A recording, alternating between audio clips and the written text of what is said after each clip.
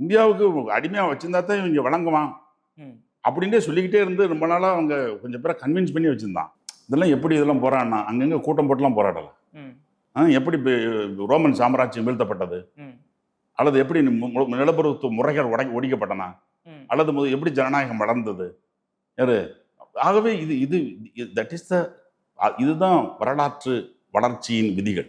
இந்தியாவில் நீங்க எப்படி பண்ண இல்லை, இந்தியாவில் அதான் சொன்னேன், இந்தியாவில் ப்ரூவ்டு. ஏற்கனவே சட்டம் கிடையாது, சட்டம் வந்துச்சு நம்ம ஊர்ல. நம்ம ஊர் இல்ல பிஎன்சி மில்ல சங்கம் வச்சு போராடுவதற்காக சக்கர செட்டியாருக்கு எல்லா பேருக்கும் தண்டனை கொடுத்தான். அந்த பழைய நான் சொன்ன மாதிரி கிரிமினல் அஃபென்ஸ் பத்திங்களா, கிரிமினல் அஃபென்ஸ் பிரகாரம் இவங்க வேலை நிறுத்தம்லாம் பண்ணதுக்காக பண்ணாங்க. அப்புறம் எப்படி உரிமை அடைச்சது? இப்போ நீங்க சாம்சங்ல போராடிட்டு இருக்கீங்க, இப்போ இந்த சட்டம் அமல் ஆயிடுச்சுன்னா அதுல இந்த போராட்டம்லாம் வீணா போயிடும்ல, அப்ப எப்படி நீங்க சமாளிக்க போறீங்கன்றாங்கல்ல. இல்ல அதான் சொன்னேன், இந்த மாதிரியான சட்டங்கள்லாம் வரும், அடக்குமுறை சட்டம் வரும், எல்லா ஒரு குறிப்பிட்ட வரலாற்றின் கட்டங்களிலும் வருகிறது. மீறின வேலை போயிடாதா? இல்லை, வேலையில் கொஞ்சம் பேர் சாகணும் சொன்னோம். இந்தியன் ஃப்ரீடம் ஸ்ட்ரகிள் நிறைய பேர் செத்தான். வேலை போயிடுச்சுன்னா ஏன்னா வேலை மட்டும் இல்லை, இந்திய சுதந்திர போராட்டத்தில் நிறைய பேர் செத்தாங்க. ஆகவே நீங்கள் உங்கள் உரிமையை பறிக்கப்படுகிற பொழுது அதை எதிர்த்த போராட்டத்தில் அது விலை கொடுக்காம நினைச்ச முடியாது. அதுக்கு எல்லா விடுதலை போராட்டத்தில் விலை கொடுத்த மாதிரியுமே உரிமை பெறுவதற்கான போராட்டத்தில் விலை கொடுக்க வேண்டும். தீவிரமான போராட்டம் பண்ணால் நிறுவன இழப்பு ஏற்படாதா? நிறுவனம் அது வந்து இந்த நிறுவன இழப்பு அப்படிங்கிற கேள்வி இருக்கு பார்த்தீங்களா, எப்பொழுதுமே அந்த மாதிரியான ஒரு தியரி, ஒரு தீவிரமான போராட்டம் நிறுவன இழப்பு யார பேலன்ஸ் பண்ற மாதிரி இருக்கணும். இல்ல, இதுக்கு பேர் பேலன்ஸே கிடையாது. இது வந்து உயிர் வாழ்வதற்கான ஒண்ணு. அவங்க வந்து இப்போ லாபம்டா என்னது, அவங்களுக்கு என்ன இது? ஒரு தொழிலாளி அவருக்கு ஒரு 100 ரூபா சம்பளம் கொடுக்காங்க, 1 மணி நேரம் வேலை பார்த்தா எடுத்துடலாம். ஆனா அவங்களுக்கு 7 மணி நேரம் சம்பாதிச்சு அவங்க உபரி சம்பாதிக்கிறது மட்டும் நோக்கம் இல்லை, அதை 15 மணி நேரம் ஆக்கி அந்த உபரி எவ்வளோ, அந்த உபரிக்கு இன்ஃபினிட்டி, அதுக்கு அளவே இல்லை. அந்த அகோர லாபம் அகோர பசிக்கு என்ன கிடையாது, அளவே கிடையாது. ஆகவே இது ஒண்ணு அல்ல, இது அது ஒன்றும் இல்லை. இதுக்கு சமன் பண்ணல, தெர் இஸ் நோ ஈக்குலிபிரியம். யாரா அதுக்கு இதுக்கு சமன்படுத்திடக்கூடாது. லேபருக்கு இது வரைக்கும் கிடைக்கல. இல்லை, அதுதான் சொல்றேன், லேபர் வந்து அவன் ஜீவத்துவத்துக்கான அந்த போரும் லாபத்தினுடைய கோர பசியும் சமதட்டில் வைத்து பார்க்கவும் கூடாது, பேசவும் கூடாது.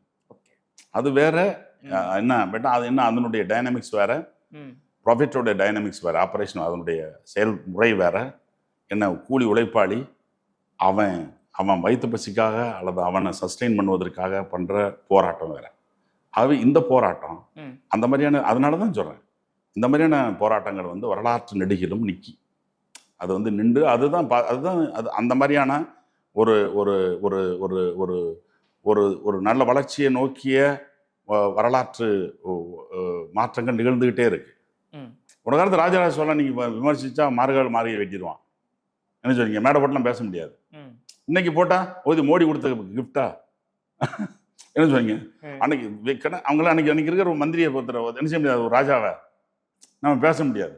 ஆகவே இன்னைக்கு கொடுத்துட்டாலும் இது மோடி உங்களுக்கு கொடுத்த கிஃப்ட், அதனால தான் நீங்க மேடை போட்டு பேசுறீங்க. என்ன it's not so human being, இது மனித கூட வரலாற்றின் வளர்ச்சி போக்கில் இந்த மாற்றங்கள். ஆக இந்த மாதிரியான அடிமை ஒரு என்ஸ்லேவ் பண்ணுற முறை இருக்கு பார்த்தீங்களா, அதெல்லாம் அதை வந்து நிற்காது, ஹிஸ்டாரிக்கலி நிற்காது.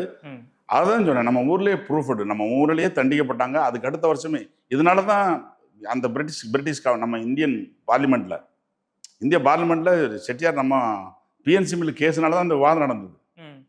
அந்த இதை பிசி ஜோஷி, அன்னைக்கு இருந்து ஜோஷி ஒருத்தர் இருந்தார், எம்என் ஜோஷின்னு, இவங்கெல்லாம் அப்போ தான் அந்த பில்லை கொண்டு வந்தாங்க. ட்ரேட் யூனியன் சட்டம் போடியா, அவன் வந்து குற்றம்னு சொல்லி தண்டிச்சுக்கிட்டு இருக்கான் மெட்ராஸில் அப்படின்னு சொல்லிட்டு தான் அப்புறம்.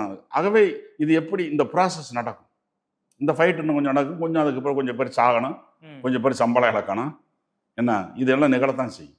அந்த தியாகம் என்ன முடிவு பண்ணிருக்கீங்க, போராட்டம் ஏதாவது?